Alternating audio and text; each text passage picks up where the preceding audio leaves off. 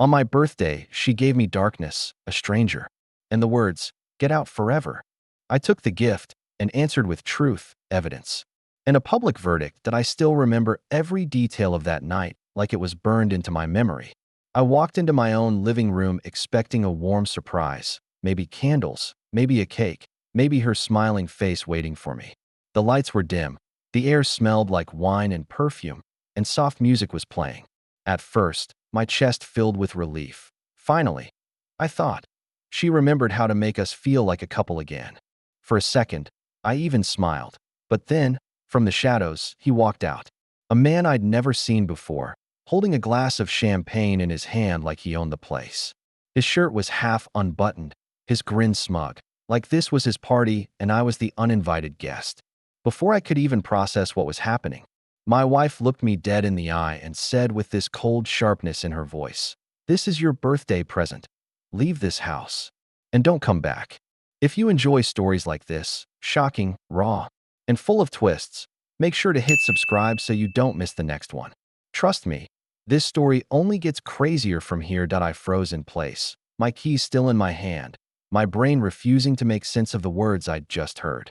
My first instinct was to yell, to demand an explanation, to throw the champagne glass right out of his smug hand. But instead, I stayed silent. My silence was the only thing that kept me from completely breaking down. It wasn't because I accepted it. No, it was because I knew. If I reacted now, I'd lose control. And if I lost control, they'd I let her think she had broken me. I looked around the room, the candles flickering against the walls, the stranger leaning into the couch like it was his, and her standing there like she'd rehearsed this moment for weeks. And in that second, something inside me clicked. I realized that whatever game they were playing, I wasn't going to play by their rules. I nodded. Just nodded, like I agreed, like she had just dismissed me from my own life. I turned around, walked out the door, and closed it behind me. And as soon as I stepped outside, the cool night air hit me like a slap in the face, and I knew this wasn't the end. Not even close. The walk to my car felt endless. Every step, I replayed the look on his face, her words, the smugness in her tone. My heart was pounding, my hands were shaking, but my mind was already forming a plan. She thought she had given me the gift of exile, that she had ended the story right there. But the truth? That was just the prologue. I didn't go to a friend's house. I didn't drive around aimlessly like a lost man. I checked into a small hotel room that night, pulled out my laptop, and opened a blank document. I started writing everything down. Dates, odd behaviors, excuses she had given me in the past months. Suddenly, all those late nights at the office, all those girls' nights out, all the excuses about being tired, they all fell into place. I wasn't crazy. The signs had been there all along. But here's the thing. Rage wasn't going to save me. Screaming at her wouldn't give me back the years I'd already invested. Punching that smug smile off his face wouldn't solve a damn thing. If I wanted to win this, I needed to be smarter. I needed to hit where it hurt most, but in a way no one could call illegal, irrational, or unstable. I needed to take back control, piece by piece. That night, I made my first 3 rules. No emotional outbursts. Collect every piece of evidence possible. Protect my assets before they try to take them. Because one thing I knew for sure. If she had the nerve to throw me out on my own birthday, in my own house, then she and her new boyfriend already had a bigger plan. And I wasn't about to let them pull it off. I sat there until sunrise, going through our shared accounts online, scrolling through months of transactions. And that's when I saw it. Money leaving our joint account to a card I didn't recognize. Smaller amounts at first, 50 here, 100 there. But then bigger withdrawals, like she thought I wouldn't notice. She was funding something. Or maybe funding him. By the time the sun came up, I wasn't broken anymore. I wasn't a man who had just been kicked out of his own life. I was a man on a mission, a man with a plan, and they had no idea what was coming for them. The morning after that birthday from hell, I woke up in a stiff hotel bed with my laptop still open beside me. My notes stared back at me, the words scribbled in anger but laced with clarity. I had 3 rules, and now it was time to act. If I was going to pull this off, I needed to be cold, strategic, and 1 step ahead. The first step was financial. If she had already started bleeding money from our joint accounts, I couldn't leave myself exposed. I logged into every banking platform, every shared account we had, and combed through them line by line. The withdrawals were more obvious now that I was looking for them. Dinners at places we never went to together, charges from hotel lounges, rideshare trips at hours she'd sworn she was working late. I knew better than to confront her right away. Confrontation was what she wanted, a shouting match where she could paint me as the unstable husband, the one who couldn't handle losing her. No, I wasn't giving her that satisfaction. I called my bank instead, had my name removed from certain shared cards, and froze the ones that had suspicious activity. I rerouted my direct deposit from work into an individual account she couldn't touch. Quietly, step by step, I was building a shield around myself. The second step was evidence. I dug into our shared phone plan, pulling up call histories and location pings. Legally, it was all accessible to me since my name was on the account. And there it was, late-night calls to an unfamiliar number, frequent pings in neighborhoods far from her office. She hadn't even been careful. That told me one thing. She thought I was too blind, too naive to ever notice that I wasn't. That afternoon, I met with an old friend of mine, an attorney who had once helped another buddy through a brutal divorce. We sat in a quiet corner of a diner, and I laid it all out. Not the emotional details, not how it felt to be humiliated on my birthday, but the facts. The bank statements, the call logs, the unexplained withdrawals. He looked at me, nodded slowly, and said something I'll never forget. If you stay calm, she won't even see it coming. But you need to keep building the record. So that's what I did.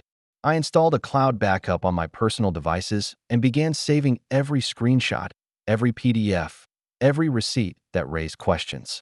The evidence folder grew thicker by the day, and all the while, I kept my face blank whenever I interacted with her.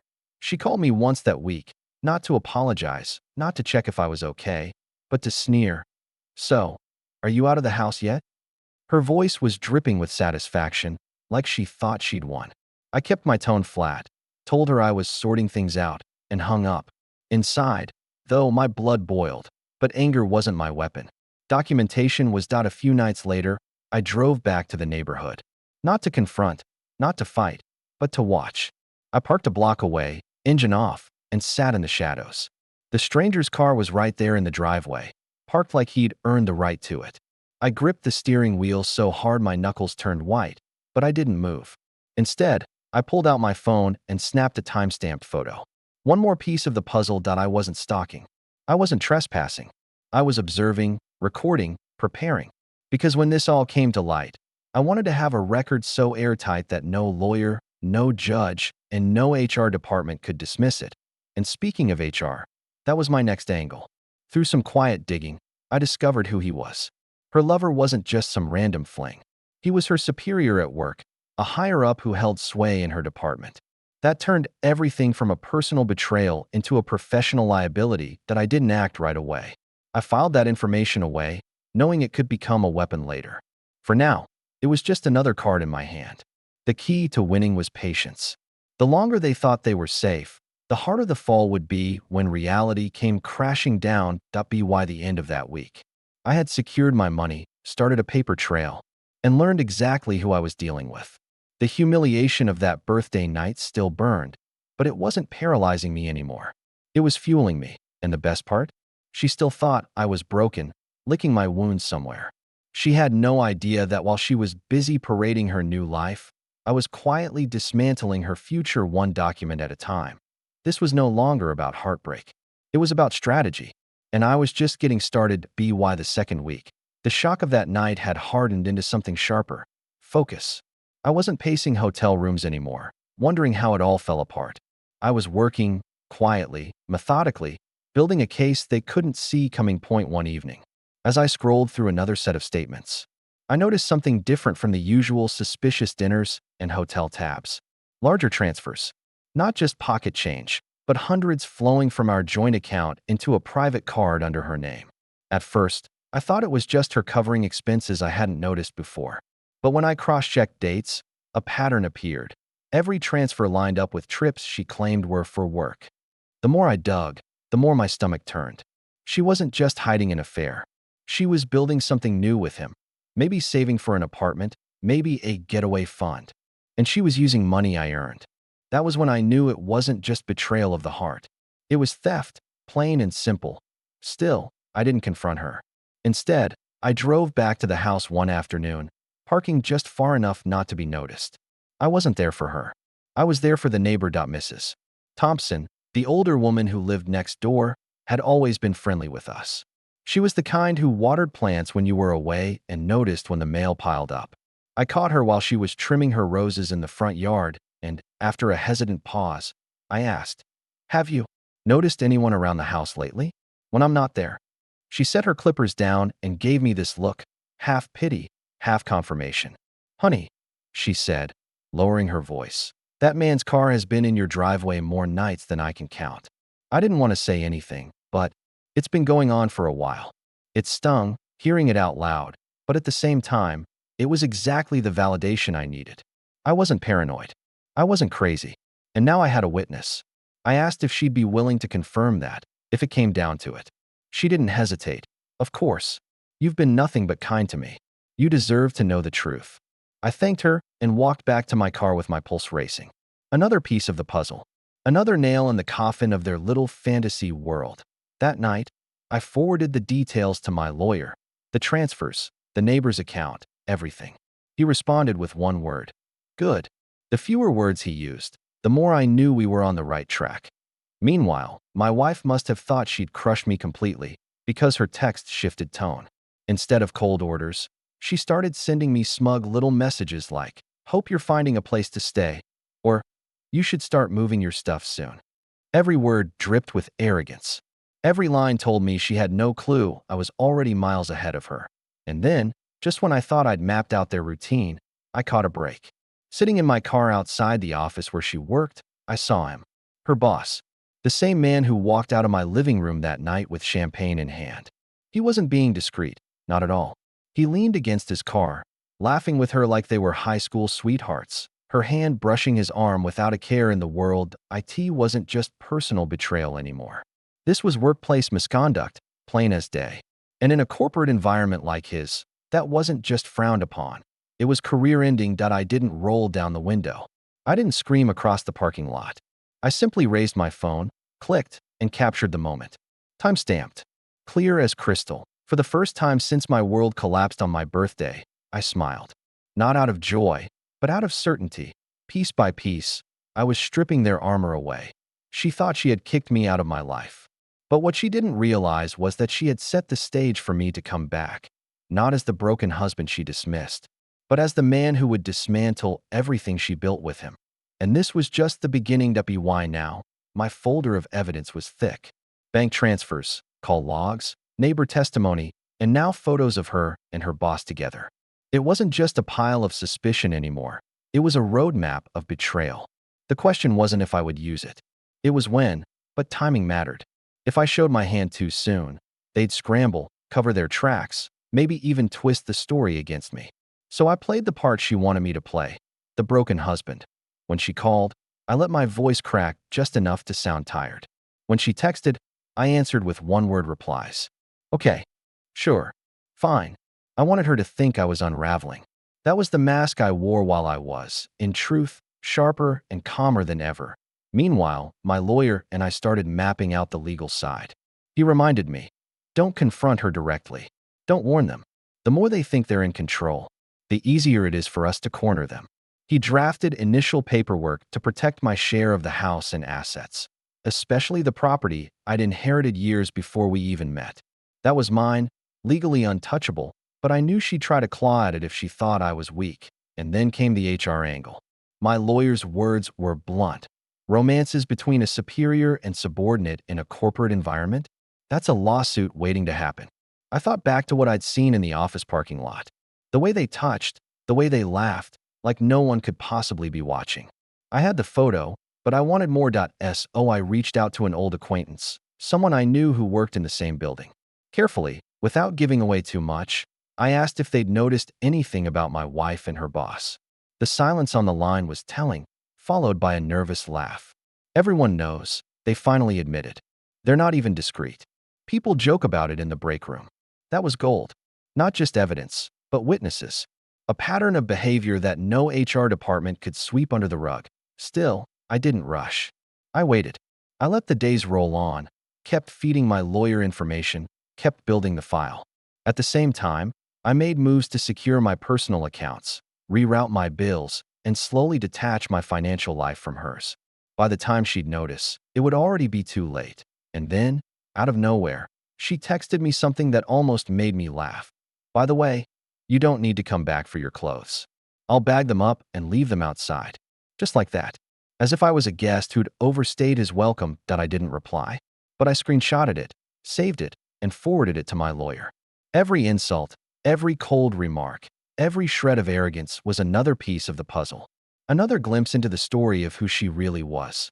That weekend, I made one final move.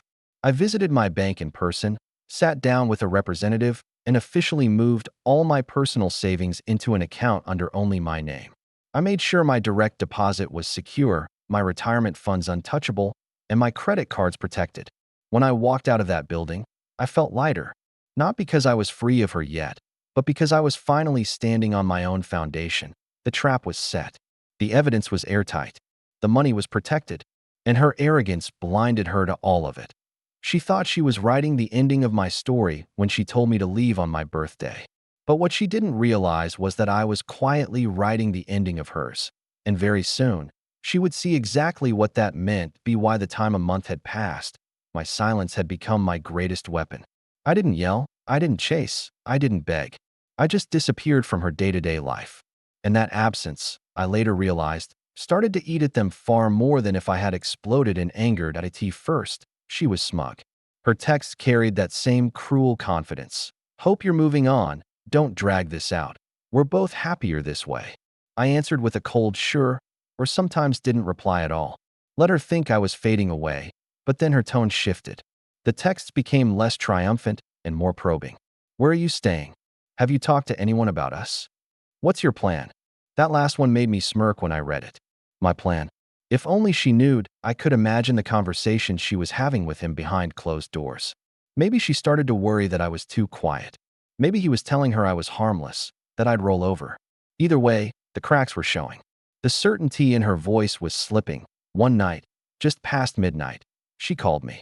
Her voice wasn't cold this time. It was sharp, jittery. "Look, can you just tell me what you're doing? I don't like this silence. I don't like not knowing."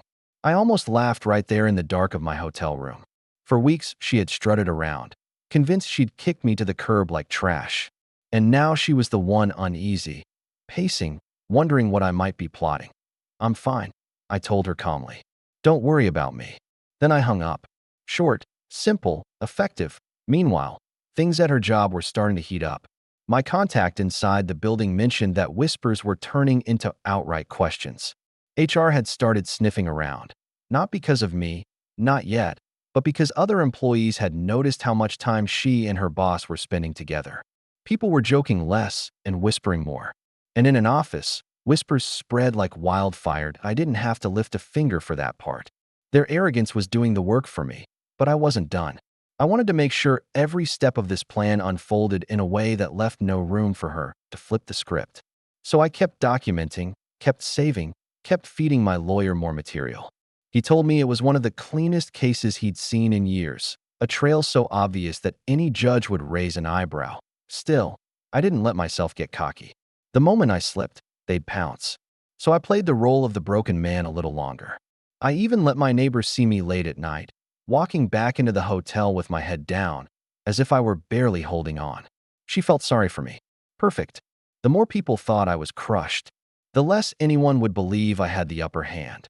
And then came the twist I hadn't expected. I walked into work one morning and found an anonymous envelope on my desk. Inside were two photos, my wife and her boss together, in the office cafeteria, looking far too close for just co-workers. On the back of one photo was a scribbled note. "Thought you should know. You're not the only one seeing it." Someone on the inside had decided to feed me information. Someone who wanted to see them fall just as much as I did. That was when I knew I wasn't fighting this battle alone. Their carelessness had made enemies, not just in our marriage, but in their workplace too. And every enemy was another ally for me. As I slid the photos into my growing evidence folder, I realized something. The silence that had once felt like exile was now the loudest sound in their world. It was cracking their confidence, fueling office gossip, and building the storm that was about to hit. They thought they had me cornered. But in reality, I had just drawn the outline of the trap they were about to walk straight into. By this point, I wasn't just collecting evidence. I was holding a loaded file that could bury them. But I knew evidence was useless without the right place to drop it. And for her boss, there was one place that would hit harder than anything else. HR. I didn't storm into the office or send an angry letter. No, I played it smarter. I asked my lawyer to draft a professional packet. Organized, clear, unemotional. Dates, transactions, photos, even statements from the neighbor and the anonymous coworker who had slipped me those cafeteria pictures. The story it told was simple. A supervisor in a relationship with a subordinate, using company time and resources to carry it on. We sent it anonymously, through the proper channels. No screaming, no messy accusations, just cold facts. And then I waited. The silence from HR was expected.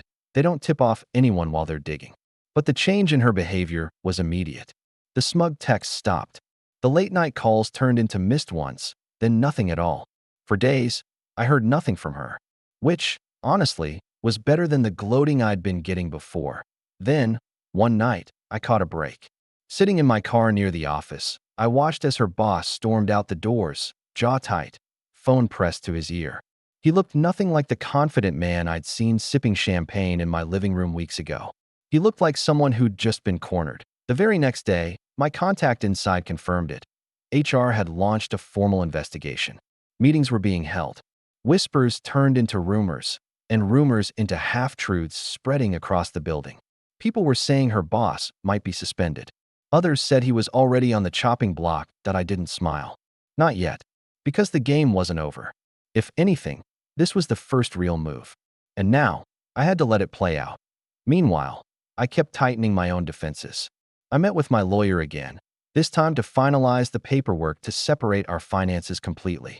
The property I'd inherited was locked down under my name, immune to any claim she might make. My personal savings were secure. Piece by piece, I was untangling myself from her grip. And then, just as I thought she might try to slither her way back into contact, she finally called. Her voice wasn't confident this time. It wasn't cold. It was sharp, nervous, even angry. "What did you do?" She snapped. No greeting, no pretense. Just straight panic. I let a pause hang in the air, long enough for her to feel it. Then I said, calm and even, "What do you mean?" "You know exactly what I mean," she hissed. "They're looking into us. People are talking. This is your fault." That was the moment I realized she still didn't understand. She thought I was reacting emotionally, playing petty revenge games. She had no clue that everything I'd done was deliberate, legal, and airtight. "I don't know what you're talking about," I said, before hanging up. And that silence? That drove her crazy, because now, she knew she wasn't in control anymore. That night, I looked over my growing folder of evidence, now thicker than ever, and felt the first wave of satisfaction I'd allowed myself since my birthday. The trap was no longer just being built. They had stepped into it, and the best part? I hadn't even played my strongest card yet. The moment HR stepped in, everything about their perfect little romance started to crack. I didn't have to do much anymore. Their own fear was tearing them apart. First, it was subtle. My wife's calls went from furious to desperate. "You need to talk to me," she said one evening, her voice trembling. "We can figure this out." That word almost made me laugh. Weeks ago, I was disposable. She told me to leave, to vanish. Now suddenly, she wanted me to be her teammate again. But I wasn't her teammate. I was the opponent she never saw coming. I stayed calm, gave her nothing. "I don't know what you're talking about," I repeated, just like before. My silence was a blade, and every time I used it, she bled more panic. Meanwhile, the whispers from inside her company grew louder. My contact called me after work one night and said, "They're turning on each other. He's blaming her for being reckless. She's blaming him for dragging her down. It's ugly." That was music to my ears. Because the strongest alliances don't collapse from outside pressure. They collapse from the inside, when loyalty gives way to self-preservation. And sure enough, the fallout came fast. Her boss, once smug and untouchable, started pulling away from her. Meetings he used to attend with her, he skipped. Projects they used to share, reassigned. From the outside, it looked like he was distancing himself. But from the inside, it was clear he was preparing to sacrifice her to save himself. I imagined her face when she realized she wasn't his new future. She was just the easiest scapegoat, but I wasn't done twisting the knife. I still had evidence she didn't even know existed. The anonymous photos from a coworker, the neighbor's testimony, the bank transfers. Pieces of a puzzle she thought she'd hidden well. I made sure my lawyer had copies of everything, stored in multiple places. Even if she tried to destroy my records, it wouldn't matter. The next time she called, she didn't sound angry. She sounded broken. "Please, we can work this out," she whispered. Her tone was shaky, her confidence gone. For a moment, I just sat there in silence, staring at the phone. This was the same woman who stood in my living room weeks ago with another man, telling me to get out forever. Now, she was the one begging not to be left behind. But forgiveness wasn't part of my plan. Control was. And for once, I had it all. "Work what out?" I asked, calm, detached. "You made your choice." Then I hung up. Later that night, my lawyer emailed me again. "Their investigation is progressing faster than I expected. Keep your head down. Don't contact her directly unless necessary." I smiled at the screen. Because for the first time in months, I didn't feel like a victim. I felt like the man pulling the strings. The next day, my contact told me the office was buzzing with a new rumor. Her boss might be facing suspension. And if that happened, she would be left exposed, stripped of the protection she thought he gave her. It was poetic. The same arrogance that destroyed our marriage was now destroying her career. And me? I just kept quiet, kept watching, kept preparing. Because this wasn't the climax yet. The real show, the real collapse, was still to come. Why now? The silence between us had turned into a battlefield. She was calling more, not less. Each voicemail sounded a little more frantic than the last. "Why aren't you talking to me? Do you realize what they're saying about me at work? You can't just ignore this." But I could, and I did, because ignoring her wasn't weakness, it was strategy. Every unanswered call reminded her that she no longer had control over me, over the narrative, over anything. Meanwhile, inside her company, the dominoes were toppling faster. My contact filled me in. Her boss had been officially removed from several projects pending investigation. He was barely speaking to her anymore, and when he did, it was short, clipped, business only. The man who once strutted into my living room with champagne now looked like a sinking ship trying to throw weight overboard. And she was the weight. She must have felt it. Because suddenly, she tried a different tactic. One night, after weeks of arrogance and panic, she showed up outside the hotel where I'd been staying. I spotted her from my window, standing by her car, arms folded like she'd been waiting. That I considered ignoring her completely. But curiosity won. I stepped outside, cautious, calm. Her eyes were red, not from anger this time, but from crying. "Please," she said, voice breaking. "We can fix this. You and me. I made a mistake. I don't want to lose everything." Hearing that nearly knocked the breath out of me. Not because I wanted her back. No, that ship had sunk the moment she handed me my birthday gift. What stunned me was the sheer hypocrisy. When she thought she was winning, she was merciless. Now that she was losing, suddenly she remembered regret. I kept my face blank. "It's too late," I said simply. "You already chose." She tried to step closer, but I held my ground. For a moment, I thought she might scream, might lash out like before. Instead, she just deflated. Shoulders slumped, eyes wet. She looked more like a stranger than ever. Then she turned and left without another word. That night, I called my lawyer and told him what happened. He reminded me not to let pity cloud my judgment. "She's panicking because the walls are closing in. Stay the course. Don't let her back in." He was right.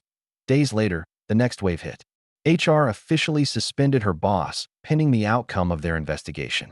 And just like that, she lost her shield. Office gossip shifted overnight. Without him to protect her, she was suddenly the target of whispers, stares, and side comments. My contact said she looked like a ghost wandering the halls. And me? I didn't lift a finger. I didn't need to. The machine was running on its own now. Still, I wasn't finished. My lawyer had begun preparing for mediation, gathering every shred of evidence we'd collected. The bank transfers, the photos, the witness statements, all neatly organized into a package that told the story of betrayal, misconduct, and financial manipulation.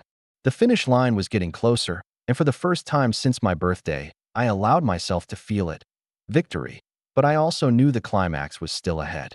because the fall wasn't complete yet, and when it finally came, it was going to be spectacular. The day it all came together wasn't planned. It just unfolded like fate had been waiting for the right moment. Weeks had passed since I last spoke to her face to face, and by now, she was unraveling. HR had suspended her boss. Rumors in her office were at full volume, no longer whispers. And my lawyer had arranged a mediation session to discuss our separation and assets. This was it, the moment all the threads I'd been pulling would finally knot together. The irony wasn't lost on me. The session fell almost exactly 1 month. After the night, she handed me my so-called birthday present. Only this time, I was the one walking into a room with the gift. She sat across from me, pale and tight-lipped. No smugness, no champagne glass, no rehearsed speech. Just silence. Her attorney sat beside her, flipping through papers nervously. Mine placed our folder of evidence on the table like a loaded weapon. The mediator began with the usual pleasantries, but I barely heard them. My mind was on the moment I slid the first document across the table. Bank transfers, dates, transactions, her name all over them. She shifted uncomfortably. Then came the call logs. Late-night numbers. Locations that didn't match her stories. Her hands clenched. Then the photos. Time-stamped. Clear as day. Her with him outside the office, his hand brushing hers. Her attorney whispered something sharp into her ear. She didn't respond. And finally, the statements. My neighbor, the anonymous coworker. Even screenshots of her own cruel messages telling me to leave forever. All stacked neatly, undeniable. The silence in the room was suffocating. She couldn't deny it. Not one piece. When her attorney tried to push back, my lawyer simply gestured to the folder. We can take this to court if you want. But trust me, it won't go well for her. That was the moment the fight drained out of her. Her shoulders sagged. Her eyes darted to the table. She knew. It was over. The mediator turned to me. And what are you seeking? Calmly, without raising my voice, I laid it out. Protection of my inherited property, my personal accounts fully separate, a fair but firm division of assets, with zero chance of her clawing back what wasn't hers. My lawyer slid over the drafted agreement. It was balanced, but not generous. She didn't deserve generous. Her attorney leaned in, whispered urgently. She nodded once, weakly, and signed. Just like that. The plan she thought she had, kicking me out, taking over, building a new life with him, collapsed in a single afternoon. But the best part? I hadn't even delivered the final blow yet, because just as we stood to leave, I looked her in the eye for the first time since that night. Calm, steady, and with a voice she'd never heard from me before, I said, "Do you remember what you told me on my birthday? This is your gift, leave forever." She blinked, lips trembling. Well, today, I returned the favor. This is your gift. Enjoy it. And then I walked out, leaving her in stunned silence that I didn't raise my voice. I didn't insult her. I didn't have to. The evidence had spoken louder than any words I could ever say. And just like that, the birthday gift she tried to bury me with became the one that buried her instead. When I walked out of that mediation room, it felt like stepping into sunlight after months underground. The weight I'd been carrying since my birthday finally lifted. She wasn't my problem anymore. Her mess was hers to deal with, not mine. The process wasn't completely over. Paperwork still needed to be filed, accounts finalized, signatures confirmed. But the battle itself? That was done. And for once, I had won not with anger, not with fists, not with screaming, but with patience, strategy, and truth to in the weeks that followed. I felt my life slowly come back into focus. I moved out of the hotel and into a small but comfortable apartment. It wasn't a mansion, it wasn't glamorous, but it was mine. For walls that no one could kick me out of. I started running again in the mornings, something I hadn't done in years. I reconnected with old friends I had lost touch with while drowning in that toxic relationship. I even adopted a rescue dog, a scrappy little mutt with big eyes who seemed just as eager for a second chance as I was. And work? Work thrived. Without the constant emotional chaos, I found myself sharper, more motivated. Projects I'd been dragging my feet on suddenly felt manageable. Promotions that once seemed out of reach were now within my grasp. As for her, I didn't follow every detail, but word trickled back to me. Her boss never returned from suspension. He was quietly let go. She stayed on for a while, but her reputation was ruined. You can't parade an affair around the office and expect to bounce back once the spotlight hits. Eventually, I heard she resigned and I didn't smile when I heard it. I didn't gloat. Because the truth was, I didn't need to. The satisfaction wasn't in her downfall, it was in my freedom. And that was the biggest lesson of all. Revenge isn't always about destruction. Sometimes, the best revenge is living well, moving forward, and building a life so strong that their betrayal doesn't define you. Looking back, I realized the night she threw me out wasn't the end of my story. It was the beginning.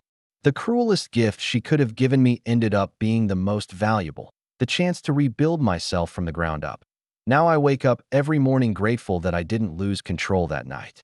Grateful I chose strategy over rage. Grateful that I didn't let her plan become my ending. But here's the question I still ask myself sometimes, and I'll ask you too. Did I do the right thing? Should I have handled it differently? What would you have done if you were in my place? If you enjoyed this story and want to hear more shocking true stories of betrayal, revenge, and survival, make sure to subscribe so you never miss the next one. Hit that like button, drop a comment with your thoughts, and tell me, what would you have done on that birthday night?